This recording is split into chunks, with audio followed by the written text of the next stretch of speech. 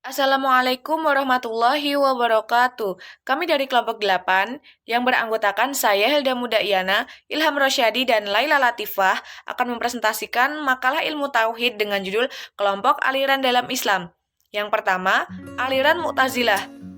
Secara etimologis, kata Mu'tazilah memiliki arti memisahkan atau mengasingkan diri. Dalam lembaran sejarah Islam, aliran atau kelompok ini pernah hadir pada saat terjadinya peristiwa pertikaian antara Ali bin Abi Thalib dengan Muawiyah bin Abi Sofyan. Kelompok ini muncul di kota Basrah, Irak pada abad kedua Hijriah sekitar tahun 105 sampai 110 Hijriah. Pendirinya sendiri adalah seorang penduduk Basrah, mantan murid dari Hasan al-Basri yang bernama Wasil bin Atha. Wasil bin Atha lahir di kota Madinah pada tahun 80 Hijriah dan wafat pada tahun 131 Hijriah. Kemunculan Mu'tazilah ini berawal dari ketidaksetujuan Wasil bin Atha atas pendapat dari Hasan al-Basri mengenai setiap orang muslim yang memiliki dosa besar, maka di akhirat nanti dia akan disiksa sesuai dengan dosanya, kemudian akan dimasukkan ke jannah atau surga sebagai rahmat Allah atasnya. Wasil bin Atha menyangkal pendapat dari Hasan al-Basri tersebut dan dia mengatakan bahwa kedudukan orang mukmin yang tidak lagi mukmin dan juga tidak kafir, sehingga kedudukannya tidak lagi di neraka ataupun di surga. Namun, dia berada dalam satu posisi antara iman dan kufur. Pada poin selanjutnya, terdapat tokoh-tokoh aliran Mu'tazilah. Yang pertama ada Wasil bin Atha yang merupakan tokoh pendiri atau pelopor dari aliran ini yang sekaligus menjadi pemimpin pertama dari aliran ini. Yang kedua ada Al-Alaf yang merupakan pemimpin Mu'tazilah kedua di Basrah dan ia banyak mempelajari filsafat Yunani yang kemudian Pengetahuan tentang filsafat tersebut akan mempermudahnya dalam menyusun dasar-dasar ajaran Mu'tazilah secara teratur. Yang ketiga ada Bishr bin al-Mu'tamir yang merupakan pemimpin Mu'tazilah di Baghdad dan ia merupakan tokoh aliran ini yang membahas konsep tentang tawalud, yaitu konsep batas-batas pertanggungjawaban manusia atas perbuatannya. Yang keempat ada An-Nazam dan nama lengkap dari An-Nazam ini adalah Ibrahim bin Sayyar bin Hani An-Nazam. Dan yang kelima ada Al-Jubai. Al-Jubai ini merupakan guru dari Imam Al-Asy'ari, tokoh utama aliran Ahlus Sunnah. Yang keenam ada Al-Hayat. Al-Hayat ini merupakan tokoh Mu'tazilah Baghdad dan mempunyai buku yang berjudul Al-Intisar yang berisi tentang pembelaan aliran Mu'tazilah dari serangan Ibnu Ar-Rawandi. Yang ketujuh ada Al-Qadi Abdul Jabbar yang merupakan tokoh yang hidup pada masa kemunduran aliran Al-Mu'tazilah ini, namun beliau mampu berprestasi baik dalam bidang ilmu maupun dalam jabatan bernegara atau kenegaraan. Yang terakhir ada Az-Zamakhsyari atau nama lengkapnya adalah Jarullah Abdul Qasim Muhammad bin Umar. Beliau merupakan tokoh dalam ilmu tafsir, nahwu, dan pramasastra. Pada poin ketiga, terdapat prinsip ajaran Mu'tazilah. Yang pertama ialah tauhid. Maksudnya ialah orang-orang Mu'tazilah, entah itu dari kelompok Baghdad ataupun Basrah, mereka menyatakan bahwa Allah itu tidak sama seperti yang lain. Allah itu bukan unsur dan juga bukan jasad. Allah itu bukan bagian dan juga Allah bukan inti. Yang nomor dua, ada keadilan. Keadilan di sini dimaksudkan dalam manusia menciptakan perbuatannya masing-masing, entah itu berbuat baik ataupun berbuat buruk. Jika manusia tersebut berbuat baik, maka mereka akan mendapatkan pahala. Jika mereka berbuat buruk, maka mereka akan mendapatkan siksa. Yang ketiga ada janji dan ancaman.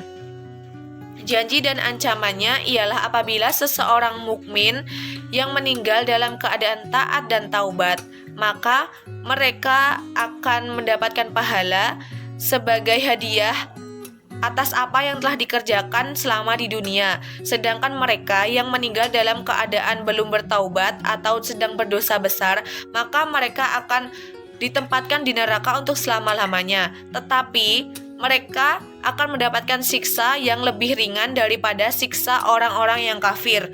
Yang keempat, ada tempat di antara dua tempat.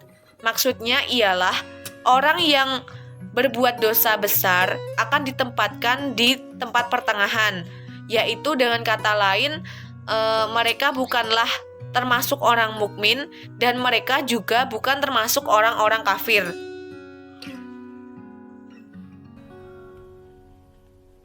Bismillahirrahmanirrahim. Assalamualaikum warahmatullahi wabarakatuh. Baik, di sini saya Ilham Rosyadi akan melanjutkan presentasi yaitu tentang aliran Asy'ariyah. Pertama yaitu tentang sejarah lahirnya aliran Asy'ariyah. Golongan Asy'ariyah menisbahkan kepada Abu Al-Hasan Al-Asy'ari, sehingga beliau resmi menjadi pendiri aliran Asy'ariyah. Abu Al-Hasan Al-Asy'ari lahir di Basrah pada tahun 260 Hijriah atau sekitar tahun 275 Masehi. Ketika berusia 40 tahun, ia hijrah ke kota Baghdad dan wafat di sana pada tahun 324 Hijriah atau sekitar tahun 935 Masehi. Pada mulanya beliau adalah murid Al-Jubai, salah seorang terkemuka dalam golongan Mu'tazilah yang cerdas, sehingga Al-Jubai mempercayakan perdebatan mereka dengan lawan kepadanya. Namun setelah 40 tahun menganut paham Mu'tazilah, Al-Asy'ari memutuskan untuk meninggalkan aliran tersebut. Menurut Hasbi dalam bukunya yang berjudul Ilmu Kalam, yaitu As-Subki dan Ibnu Asakir, mengatakan bahwa penyebab Asy'ari meninggalkan Mu'tazilah karena pada suatu malam Al-Asy'ari bermimpi. Di dalam mimpinya itu Al-Asy'ari bertemu dengan Rasulullah SAW, di mana Rasulullah menyuruhnya untuk meninggalkan aliran tersebut, yaitu aliran Mu'tazilah. Dan Rasulullah memerintahkan untuk membela sunnah Rasulullah SAW. Sebab lain adalah perdebatan antara guru dengan murid yang tidak bisa menjawab pertanyaan murid, yaitu antara Al-Jubai dan Al-Asy'ari sendiri.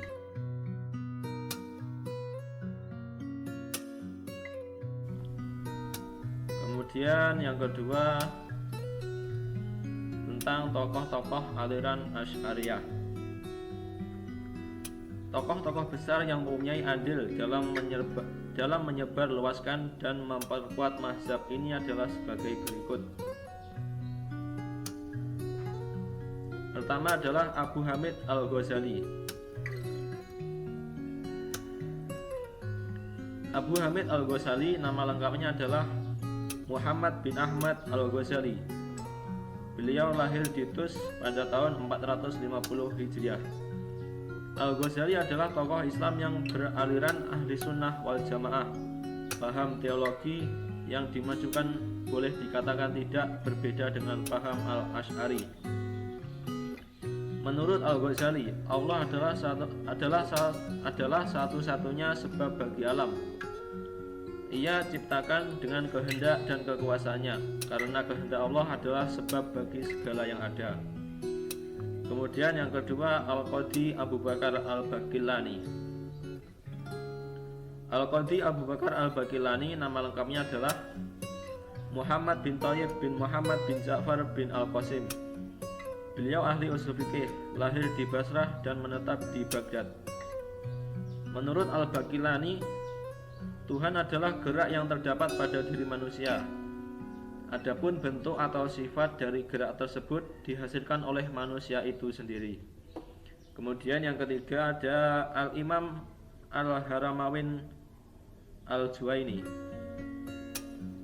Al-Imam Al-Haramain Al-Juwaini nama lengkapnya adalah Abu Al-Ma'ali Abd Al-Malik bin Abu Muhammad Abdullah bin Yusuf bin Abdullah bin Yusuf bin Muhammad bin Hayyuyah Al-Juwaini.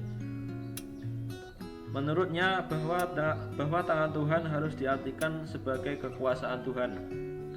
Mata Tuhan diartikan sebagai penglihatan Tuhan, dan wajah Tuhan diartikan sebagai wujud Tuhan, dan duduk di atas tahta kerajaan diartikan sebagai Tuhan berkuasa dan maha tinggi. Kemudian yang terakhir ada As-Sanusi. As-Sanusi nama lengkapnya adalah Abu Abdillah Muhammad bin Yusuf. Ajaran As-Sanusi yaitu membahas sifat wajib dan sifat mustahil dan sifat jaiz bagi Allah, serta 4 sifat wajib bagi Allah dan muntasil bagi Rasul.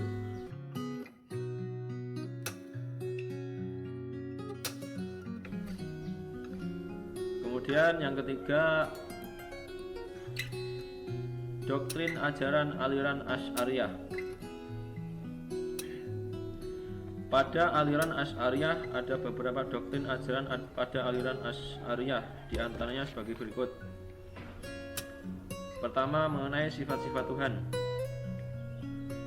Menurut aliran Asy'ariyah, Tuhan memiliki sifat sebagaimana disebut dalam Al-Quran, yang disebut sebagai sifat-sifat yang azali, kemudian qadim, dan berdiri di atas zat yang Tuhan dan bukan pula lain pada zatnya. Kemudian yang kedua ada Al-Quran. Menurut faham aliran Asy'ariyah, Al-Quran adalah qadim dan bukan makhluk yang diciptakan. Kemudian melihat Tuhan. Menurut faham Asy'ariyah, Tuhan dapat dilihat dengan mata oleh manusia pada akhirat nanti, atau pada zaman akhirat nanti. Kemudian yang ketiga, melihat Tuhan. Menurut faham Asy'ariyah, Tuhan dapat dilihat dengan mata. Yang keempat tadi ya. Kemudian yang terakhir ada perbuatan manusia. Menurut faham Asy'ariyah, perbuatan manusia diciptakan Tuhan, bukan diciptakan oleh manusia itu sendiri. Baik, demikian apa yang dapat saya sampaikan. Apabila ada kurang lebihnya saya mohon maaf. Akhirul kalam, wassalamualaikum warahmatullahi wabarakatuh.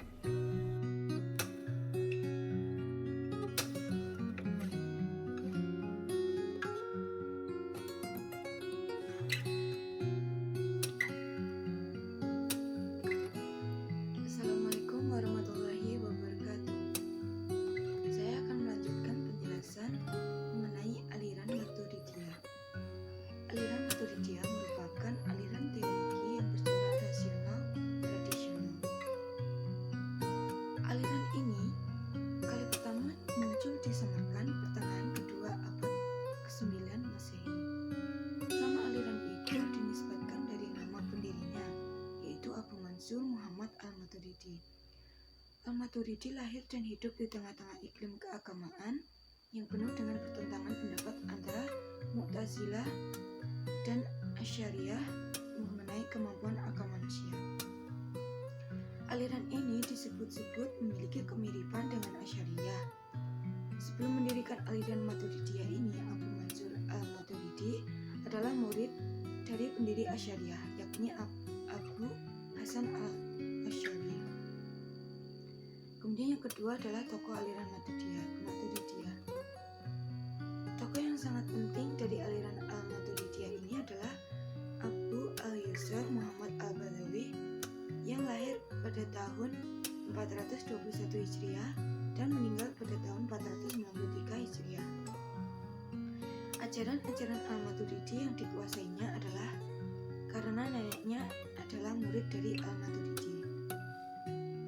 Al-Badawi sendiri mempunyai beberapa orang murid, yang salah satunya adalah Najm al-Din Muhammad al-Nasafi, yaitu pengarang buku Al-Aqaidah Nasafiyah seperti Al-Baqillani dan Al-Juwaini.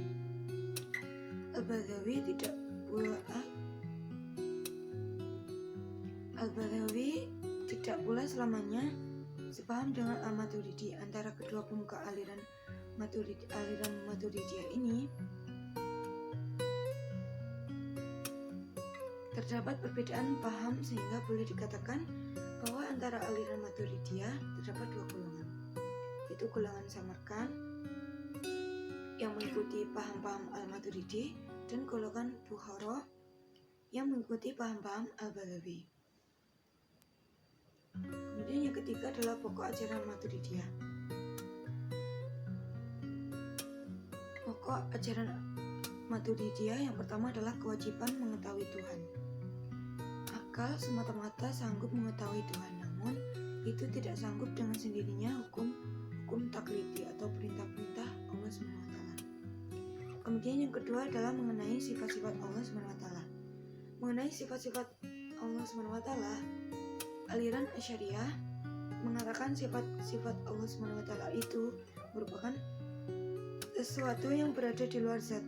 Mereka juga menetapkan adanya qudrah, iradah, ilmu, bayah, sama, basir, dan kalam pada zat Allah SWT. Karena mereka semua itu merupakan sesuatu di luar zat Allah, Mu'tazilah mengatakan bahwa tidak ada sesuatu di luar zatnya. Kemudian yang ketiga yaitu kebaikan dan keburukan dapat diketahui dengan akal.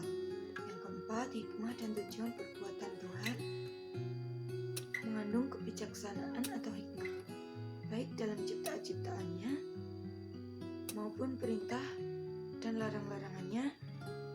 Perbuatan manusia bukanlah merupakan paksaan dari Allah SWT. Karena itu tidak bisa dikatakan wajib, karena kewajiban itu mengandung suatu perlawanan dengan iradahnya. Kemudian yang keempat adalah doktrin-doktrin aliran Maturidiyah. Doktrin-doktrin yang pertama yaitu akal dan wahyu. Pemikiran teologi Al-Maturidi berpedoman kepada Al-Quran dan akal karena pengaruh dari mazhab Imam Hanafi yang beliau anut. Yang kedua, penentu baik dan buruk sesuatu terletak pada diri sendiri. Perintah dan larangan syaratnya hanya mengikuti kemampuan akal. Yang ketiga, perbuatan manusia adalah ciptaan Allah. Yang keempat, sifat-sifat Tuhan itu muzamah atau ada bersama zat tanpa terpisah. Yang kelima, Tuhan hanya dapat dilihat di akhirat dengan mata karena Tuhan memiliki wujud immaterial. Yang keenam, setiap perbuatan Tuhan yang bersifat mencipta atau kewajiban yang dibebankan kepada manusia tidak lepas dari hikmah dan keadilan yang dikehendaki oleh Allah SWT. Kemudian yang ketujuh, nafsi adalah sifat qadim bagi Allah, sedangkan kolam yang tersusun dari suara adalah baru atau hadis. Kemudian yang terakhir yaitu pengutusan Rasul itu bertujuan sebagai sumber informasi. Dapat disimpulkan dari uraian di atas, antara kelompok-kelompok aliran itu saling berkaitan dan munculnya berurutan. Adanya macam-macam aliran ini bukan berarti agama Islam terpecah belah. Akan tetapi agama Islam itu beradaptasi dengan daerah dan budaya tertentu.